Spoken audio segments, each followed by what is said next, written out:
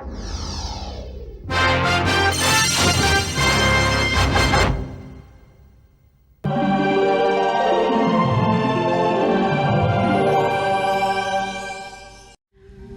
सोच समझने के बाद मैं इस नतीजे पे पहुंची हूं कि हमें कोई रोजगार शुरू कर देना चाहिए। लेकिन दीदी, रोजगार शुरू करने के लिए पैसे कहाँ से आएंगे?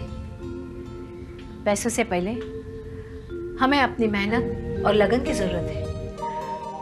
हमारे बीच जितनी भी लड़कियां हैं दीदी, मुझे पूरी उम्मीद है कि मेहनत करने से कोई भी पीछे नहीं हटेगी। मेरा इरादा गृह उद्योग शुरू करने का है। कम लागत में ऐसा उद्योग जो हमें आत्मनिर्भर बना दे। सरला दीदी, हमें करना क्या होगा? हम सबको मिलकर पापड़ बनाना, मसाले तैयार करना, कढ़ाई, बुनाई, सिलाई, कपड़े की बिक्री करना, ये सब करना होगा। दीदी, ये काम तो हम सब मिलके कर सकते हैं। इसलिए मैंने ये फैसला किया। काम भी आसान है और अपनी मर्जी का है, और इस पर ज्यादा खर्च भी नहीं होने वाला। तुम सब लोग ये काम करने के लिए तैयार हो? हाँ सरला दीदी।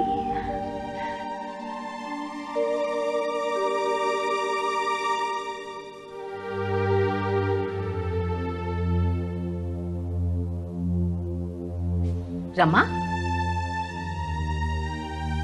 सरला दीदी, मुझे तो पापड़ तक बनाना नहीं आता और ना ही सिलाई कढ़ाई। मैं क्या करूंगी?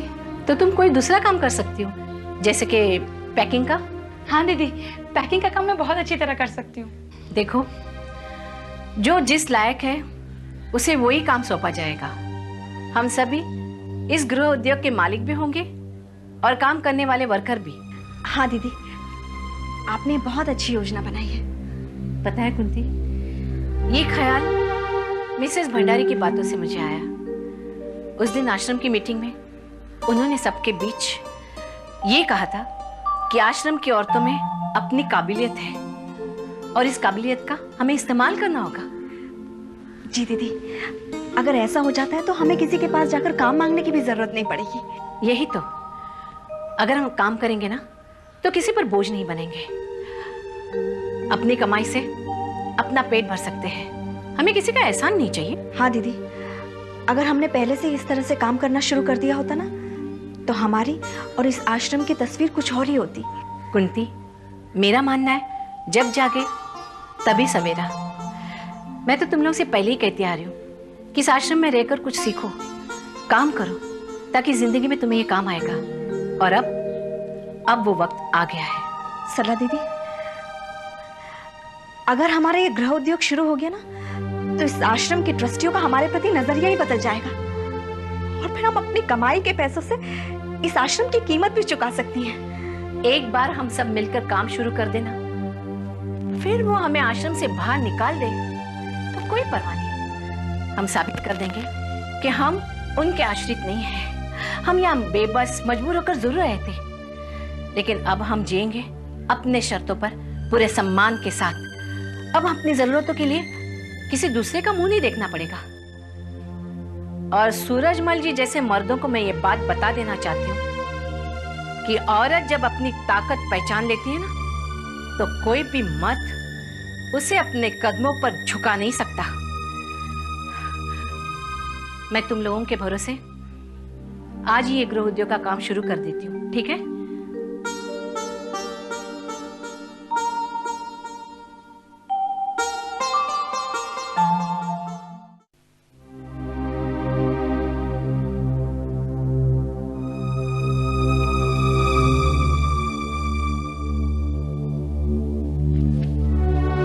नमस्ते बाबूजी।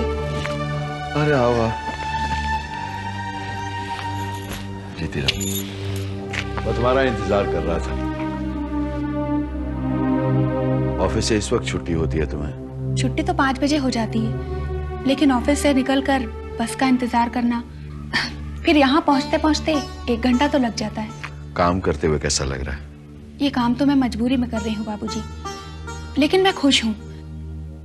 कम से कम घर पे खाली बैठे रहने से ही काम करना अच्छा। आज मैं अपने पैरों पर तो खड़ी हूँ। पुष्पा, जिसे काम करना चाहिए वो घर में बैठा है और तुम इतनी मेहनत कर रही हो। बाबूजी, मन पता नहीं किस मिट्टी के बने हैं। कोई कितना भी समझाए कोई असर नहीं। पता नहीं क्या करना चाहता है वो। जिसे फ्री में खाने को मिल जाए ना, उसकी ऐसी हालत होती है। आपने मुझे फोन पर ये क्यों कहा था कि आपने मन को पैसे नहीं दिए हैं? मैं अच्छी तरह से जानती हूँ।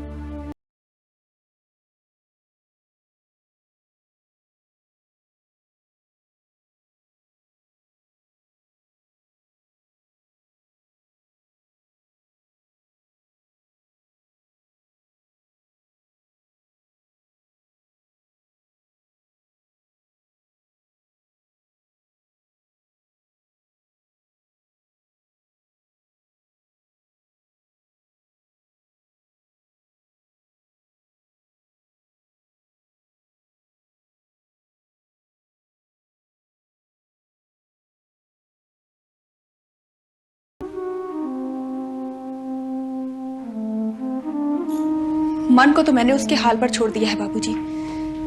उससे जो कुछ भी हो सकता है वो मैं करूंगी, और जब मेरी हिम्मत जवाब दे जाएगी उस वक्त सोचूंगी कि मुझे क्या करना चाहिए।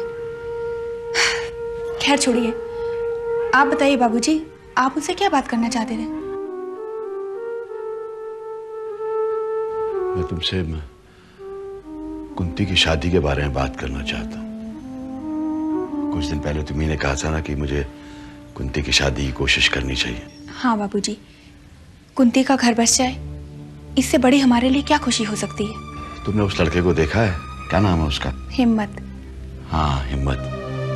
कैसा है वो हमारी कुंती को सुख दे सकता है? देखने में कैसा है? बाबूजी, मैं हिम्मत से मिल चुकी हूँ। मैं आपको किसी धोखे में नहीं रखना चाहती। सच बात तो ये है कि हिम्मत देखने में तो अच्छा नहीं है, कद से भी छोटा है। कुंती के साथ अगर ऐसा हादसा ना गुजरा होता तो मैं हिम्मत से शादी कराने की बात कभी ना करती, लेकिन ऐसे में कुंती का हाथ थामने कौन आएगा? यही बात तो मुझे ही परेशान कर रही है कि हिम्मत से शादी करके कुंती खुश रहेगी या नहीं। हिम्मत ने खुद आगे बढ़कर कुंती का हाथ थामने की बात की है। मुझे पूरा यकीन है कि कुंती शादी करके खुश रहेगी। लेकिन कुंती अभी तक शादी करने के लिए तैयार नहीं है बेटा। बाबूजी, आप जाकर कुंती को समझाइए, उसके सामने एक नई जिंदगी पड़ी है। हो सकता है शादी करके वो अपनी बीती जिंदगी को भूल जाए। चाहता तो मैं यही हूँ, लेकिन वो मेरी बात मानेगी नहीं। बाबूजी, पहले आप जाकर हिम्मत के घर वालों से बात करिए। अगर वो मान जाते हैं तो फिर कुंती को भी हम लोग समझा सकते हैं। कुंती का घर बच जाए, बस मेरे सर से बहुत बड़ा बोझ उतर जाएगा। बाबूजी, आप अपने पिता होने के नाते पूरी कोशिश करिए और बाकी सब कुछ कुंती की तकदीर पर छोड़ दीजिए। हाँ, तुम ठीक कहती हो, मैं अपनी कोशिश जरूर करूंगा।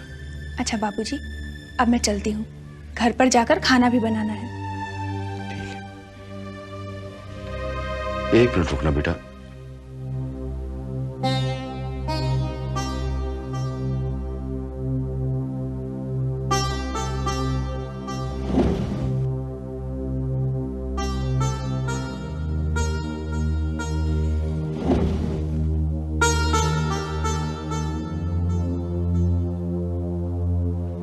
ये तुम्हारे कंगन। बाबूजी, इसके बदले 10,000 रुपए ले जाकर मैंने मन को दिए थे। वो मैंने तुम्हारी खातिर दिए थे, इसे गिरवी रखकर नहीं। जानती हूँ बाबूजी, आपने हमेशा मेरा मान रखा है। बाबूजी, आप इसे मेरी अमानत समझकर अपने पास रखिए। अगर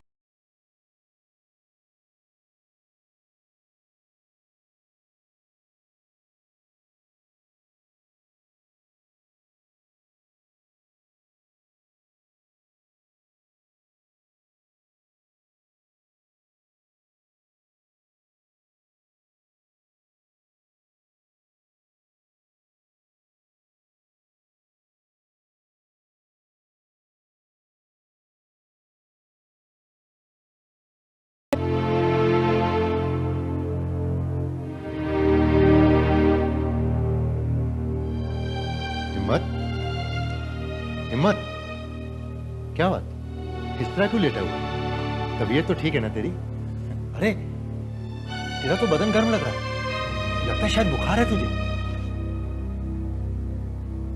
भैया वो जिंदगी में पहली बार इतनी मेहनत की है ना, इसलिए थोड़ी सी हरारत हो गई। मुझे समझ नहीं आता कि ये काम तू छोड़ क्यों नहीं देता। क्या जरूरत है तुझे ये मजदूरी करने की? भैया, बिना काम किए हुए कोई जीता है क्या? अरे जब शरीर ही ठीक नहीं रहेगा तो काम क्या करेगा तू? अरे भैया, ये तो थकान की वजह से थोड़ी सी हरारत हो गई है, शरीर अकड़ गया। अच्छा एक बात बता, कोई दवा ली क्या? भैया आप जानते हैं कि मैं दवाई नहीं लेता हूँ, बस अभी थोड़ा सा आराम करूंगा, ठीक हो जाऊंगा।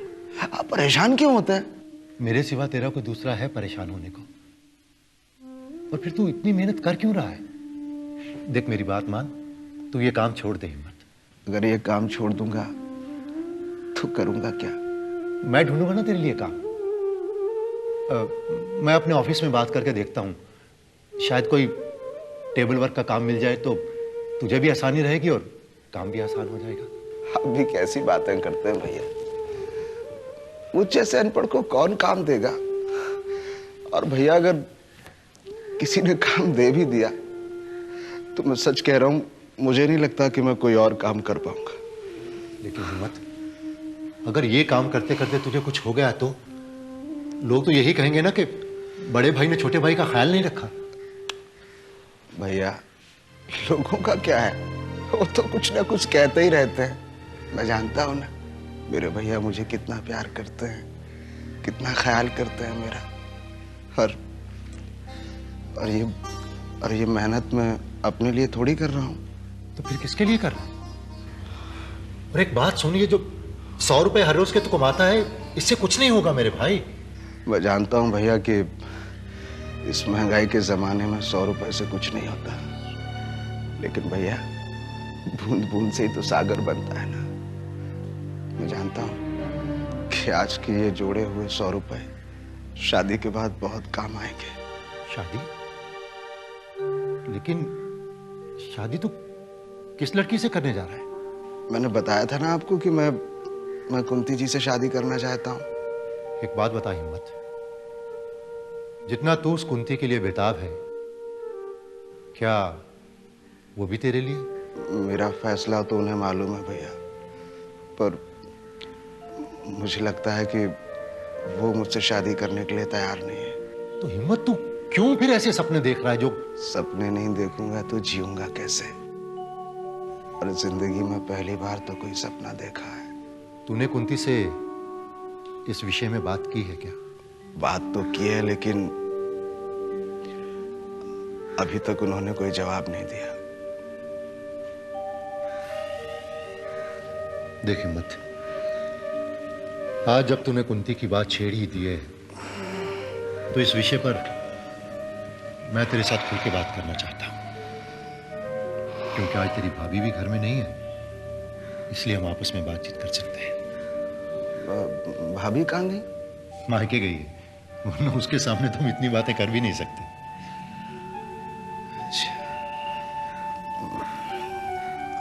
भैया एक बात बताइए, आप भाभी से डरते हैं क्या? नहीं हिम्मत, ऐसी कोई बात नहीं है, लेकिन क्या है कि जैसी उसकी आदतें हैं, मैं हर बात पे उससे उलझना नहीं चाहता। और फिर छोड़ इन बातों को, हम लोग कुंती की बात कर रहे थे। देख हिम्मत, हम सबकी भलाई इसी में है कि तू कुंती का ख्याल अपने दिमाग से निकाल दे भाई। कुंती जी का ख्याल अपने दिमाग से निकाल दूं? वो ख्याल अपने दिमाग से निकाल दूं जिसने जीने का एक मकसद दिया, एक उद्देश्य दिया, मुझे अपने पैरों पे खड़ा किया? मैं वो ख्याल अपने दिमाग से निकाल दूं? हिम्मत, इसी में हम सबकी भलाई है भाई। देख, तेरे और कुंती के रिश्ते को लेकर तेरी भाभी को एतराज है, एतराज मुझे भी है, लेकिन क्या है कि मैं तेरी भावनाओं को समझता हूं, उनका आदर करता हूं। भैया, अगर आप मेरी भावनाओं को समझते हैं, आदर करते हैं, कद्र करते हैं, तो आपको मेरे और कुंती जी के रिश्ते का भी सम्मान करना चाहिए, कद्र करना चाहिए। आपको ऐतराज नहीं करना चाहिए। देखिए मत, कुंती के साथ किस तरह की बदनामी जुड़ी हुई है इस शहर में हर कोई जानता है। और ऐसी लड़की को घर में बहू बनाकर लाना, चलो आदमी दुनिया की परवाह ना भी करे, लेकिन नाते रिश्तेदार क्या कहेंगे भाई? भैया, किन नाते रिश्तेदारों की बात कर रहे हैं आप? कभी कोई रिश्तेदार यह जानने आया कि हमारी परेशानियां क्या हैं, हमारी मजबूरियां क्या हैं, हम जीते कैसे हैं? और आप ही तो कहते थे कि पिताजी की मौत के वक्त आपके पास 1 रुपया भी नहीं था, फिर किसी ने मदद की थी आपकी? देखिए मत, तेरी हर बात सही है, लेकिन एक ऐसी लड़की के साथ तू शादी करे जो शादी से पहले मां बन चुकी है, मेरा दिल गंवारा नहीं करता हिम्मत, मेरा दिल गंवारा नहीं करता। भैया,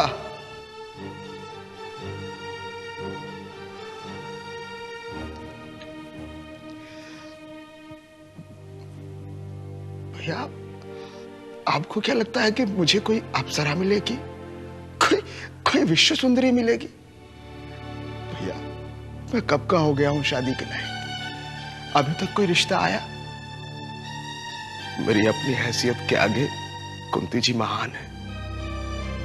मुझे अपने जीवन में कुंती जी से अच्छा रिश्ता नहीं मिलेगा। शुभ रात्रि।